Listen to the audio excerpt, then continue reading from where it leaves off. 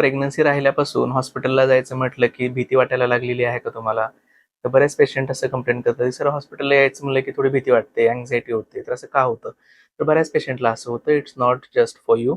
त्याची बरीचशी कारणं आहेत. सर्वात महत्त्वाचं म्हणजे प्रेग्नन्सी इटसेल्फ. कारण प्रेग्नन्सी स्वतः ही एक अशी कंडिशन असते जिथं मदर स्वतःबद्दल प्रोटेक्टिव्ह असते किंवा बाळासंबंधी तिला प्रोटेक्शन हवं असतं. मग कुठं बाहेर नको जायचं किंवा थोडंसं प्रोटेक्टिव्ह वातावरणात राहिलेलं बरं असं वाटतं.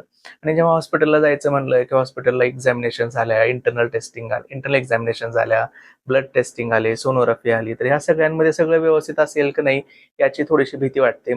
नॉर्मल असेल की नाही म्हणून पेशंटला हॉस्पिटलला यायला थोडीशी भीती वाटत असते. त्यासाठी काय करायचं? सर्वात महत्त्वाचं म्हणजे कोणीतरी एका रिस्पॉन्सिबल पर्सनला कंपनी करायला सोबत घेऊन यायचं.